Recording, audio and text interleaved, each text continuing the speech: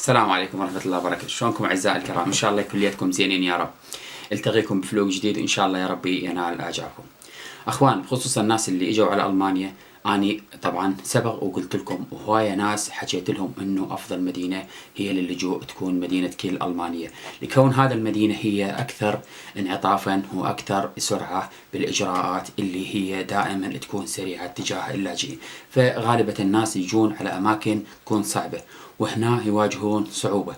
فيا اخوان، اي شخص حاب يجي على المانيا دائما يقدم لجوء مدينة كيل المانيا، لكون هذا المدينة هي اجراءاتها دائما ممتازة وبنفس اللحظة تكون اجراءاتها سريعة، بدل ما تروح على مدينة بطيئة وتضيع وقتك بالكامبات وبنفس اللحظة الاجراءات تكون بطيئة، راح تاخذ سنة الى سنة ونص الى سنتين وتكون انت ملفك مهمل ويكون ملفك ضايع، لانه اغلب الناس يتيهون يروحون على اماكن اجراءاتها بطيئة. أنا أفضل دائما الشخص اللي يجي على ألمانيا دائما يكون دائما مدينة كيل ألمانيا أو أي منطقة مدينة كيل، لأنه مدينة كيل هي الأساسية، وفي شليزفيغ هولشتاين هي المقاطعة للمدينة مالت كيل، يعني أي مكان تروح عليه بشليزفيغ هولشتاين هو هذا تابع الكيل، فالإدارة تجي هي من كيل. فبدل ما تروحون على أماكن تكون صعبة والصعب لجوءكم وتدخلون نفسكم مشاكل مثل ما احنا سابقا دخلنا بهذا الأمور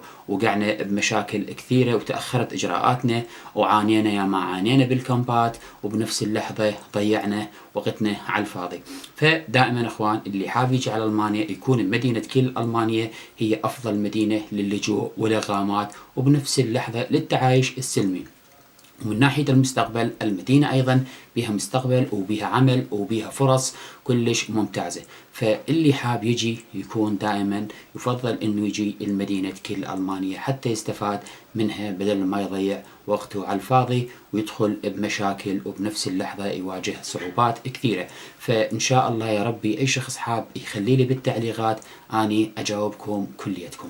فأكو أيضا شغلة جدا مهمة وحاب أنوه عليها.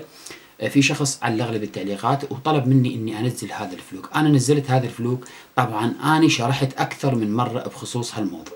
يعني مدينة كيل ألمانيا انت لما تجي عليها راح انت تقطع مسافة كبيرة، بدل ما تبقى سنتين او سنة ونص وانت مهمل ومتعبة نفسيتك، والكامب ايضا يكون دائما نوعا ما متعب جدا متعب. فيا اخي حاول دائما قبل ما تجي على ألمانيا تكون دائما دارس الموضوع، وأي مدينة تكون هي المفضلة والأسرع من ناحية الإقامات، من ناحية التعايش السلمي، من ناحية الإجراءات، لأنه إحنا لازم ما نفكر بس يعني بالإقامة، لازم نفكر بالمدينة اللي تكون مناسبة للاجئين. هنا أكو مدن كلش يعني صعبة اتجاه اللاجئين. فأخوان دائما هي مدينة كيل والمقاطعة مالتها شليزفيغ هولشتاين هي كأفضل مدن للإجراءات وبنفس اللحظة للإقامات والتعايش السلمي في ألمانيا.